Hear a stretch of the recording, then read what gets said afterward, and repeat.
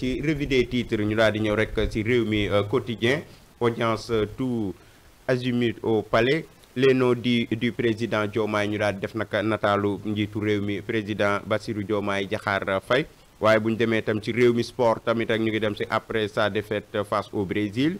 le Sénégal se reprend et humilie le Kenya 8-0 mu ngi noonu rek muy un triplé de Sadio Mané premier but Ibrahima Mbaye un doublé de Jackson ak benn but boo xamee ne Chérif Ndiaye moo ko marqué mu ngoog kon Lions yi démb def nañ jaloore ndax c'est la première fois Sénégal di marqué 8-0 7-0 c'était en 2015 loolu Amara Traoré moo ko fi defoon muy Amara Traoré l'ancien sélectionneur muy Amara Traoré moo defoon record boobu ci 7-0 ci bi nga xamante ni loolu stade Léopold Sédar Senghor la woon ñu daal dem rek si nga xam ne mooy Libération moom la mu gën a fësal rek mooy production et vente illégale de fer de béton non conforme mise en danger de la vie détruit moom rek mu ngi xam ci l'usine Bulle de Martre des Indiens en eau trouble noonu la ko daal di waxee moom Libération mu ngoog rek doolu la daal di gën a fësal def fer yi noonu mu ngoog ak li nga xamante ne ni mooy usine indien boobu le quotidien li mu xam ne mooy crise au sein de la majorité signé de désescalade mu ngoog rek la ko wax daal di ñëw rek ci titre bi def njiitu réew mi ak ki nga xam ne mooy Bassirou Diomaye Diakhar Faye l'enquête li mu wax rek mooy l'exécution du budget le gouvernement serre la vie mu ngoog ka nga xam ne mooy ministre des finances Cheikh Diba ak ki nga xam ne mooy ministre de l'économie monsieur Abdourahmane Sarr Sud du Quotidien moom li mu xam ne rek mooy réchauffement du front social dans l'école le G7 passe à l'acte mu ngoog grève yi nga xam ne nemmeeku nañ ko ci l'école bi mu ngoog surtout ñi nga xamante ne nii rek mooy revendication yooyu ak ñoom seen le point ñëw na ci Thione Niang lance un appel à l'unité entre Diomaye et Sonko pour sauver l'économie ñu def photo Thione Niang mu noonu moom gég nga li mu annoncé encore le chef de l'État reçoit le khalife général de Léona Niassène mu ngoog rek ñu def xalifa bu tedd boobu moom tamit ak le président de la République ñuy saafonte le Vox Populi moom lam xamle rek mooy retrouvailles Diomaye Sonko quels sont les dessous du compromis moom noonu la ko daal di xame mu ngi noonu rek muy retrouvailles bi kon ñu ngi koy bari ñu ngi ko xët yu bari daat nañ cay rek ñëw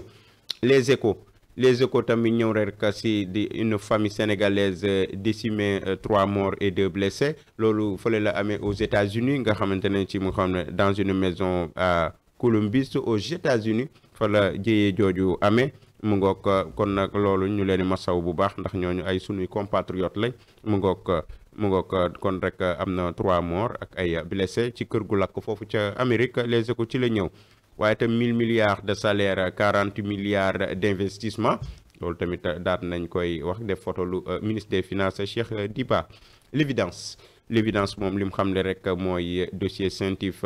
blanchissement de capitaux et association de malfaiteurs daal di wax rek ci Wally Seck ak Ibrahima Ba convoqué début décembre mu ngi noonu réunion secrète au palais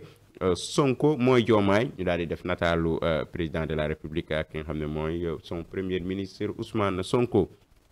le Tribune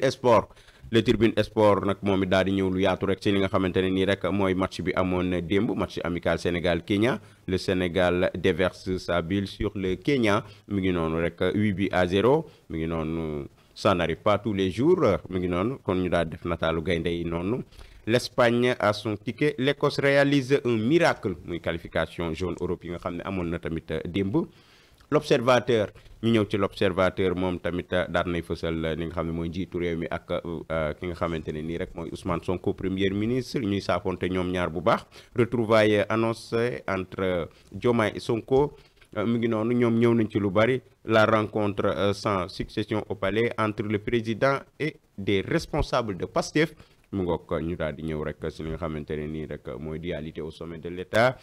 photo bi ñu bari ñu daal di koy fësal mu ngoog moom l'Observateur loolu la ca gën a fësal le soleil mi ngi wax rek si recette budgétaire 3254 milliards francs CFA recouvrés au troisième trimestre ñu daal di def ki nga xam mooy ministre des finances Cheikh Diba la ñu gën a fësal foofu ci wàllu budget bi ñuy wax rek si Direct News moom lam xamle moom rek mooy Air Sénégal une compagnie qui ruine le pays mu ngoog ko noonu la koy def daal di def nataalub avion bi noonu moom tamit ñëw na ci lu yaatu ñu daal di dem rek ci Walf Quotidien moom lam gën a fësal mooy lutte d'appareil entre Diomaye et Sonko l'équilibre de la terreur moom noonu da ko rek daal di waxee noonu tamit daan na dem ci ki nga xam ne mooy Thierno Alassane Sall ce matin à la section de recherche mu ngi noonu rek ñu daal di def nataalam moom tamit wax ci loolu record muy wax rek mooy match amical Sénégal Kenya 8-0 pauvre Harambee Stars mu ngoog mooy ñi nga xam ne ñooy waa Kenya yi encaissé 8-0 kon gaynde yi démb def nañ démonstration de force ñu daal di wax rek ci yor rek scandale financier au palais de justice de Mbour 75 milliards de francs CFA versés à Ellipse Project pour seulement 11% de réalisation mi ngi noonu loolu lañ ciy gën a fësal point actu sport Sénégal Kenya la ñëw ba tey 8-0 les Lions battent le record de la plus large victoire de leur histoire wax naa la ko au début gaynde yi mosuñoo gagné sur la marque de 8-0 7-0 mosoon na fi am muy Amara Traoré ko fi gagné woon stade Léopold Sédar Senghor muy éliminatoire qualification Coupe d'Afrique fii waaye bi yoon moom dafa gën a large mooy ñoom Papis Demba Cissé c'était en 2015 bii dafa gën a gudd ndax 8-0 moom musul am mu ngi ko rek mu ngi noonu large victoire de leur histoire Ibrahima Mbaye devient le plus jeune buteur et passeur décisif de l'histoire muy sociétaire du Paris Saint-Germain moom nag bii mooy deuxième sélection mu marqué dëkk double passe def ñaari passe décisif mi ngi noonu ñu dem ci L'As moom lam xam ne rek mooy encore ba tey rek match Sénégal Kenya les Lions pulvériser les Harambee Stars mu ngoog muy waa Kenya ñu def nataalu ki nga xam ne mooy Pape Gueye Jackson ak Sadio Mané ne ci kaw mu ngoog audience ba ñu ngi koy wax rek mi jot li nga xam ne mooy Diomaye def nañ ci président Diomaye ci audience boobu nga xamante ne ni daal na koy amal ñu daal di wax rek si nga xam ne mooy Source A moom tamit lecture de dernier rapport trimestre exécution budgétaire une économie nationale résiliente moom noonu la def daal di def photo Cheikh Diba ministre des finances mi ngi noonu ñu daal di wax tamit ci Farba Ngom aux visiteurs venus le trouver au pavillon spécial Farba Ngom se déchaîne mi ngoog ñu daal def nataalu ki nga xam ne mooy député maire bu Agnam l'info moom tamit gis nga ko tamit moom mu fësal ni nga xam ne rek mooy boom fiscal pan d'investissement moom loolu la def daal di def nataal bi nii mu ngoog waaye tamit rek mu ngay wax ci Wally Seck de nouveau convoqué au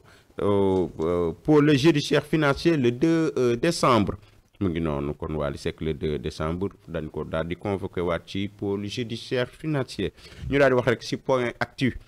actu moom BP de Pastef reçu au palais déploiement continu de Diomaye président ñoom daat nañ cay wax bu baax ci ni nga xam ne mooy visite boobu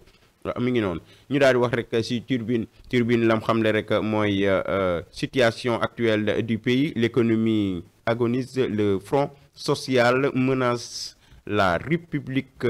mobilisé pour des intérêts partisans noonu la ko daal di xamee def photo ki nga xam ne mooy njiitu réew mi ak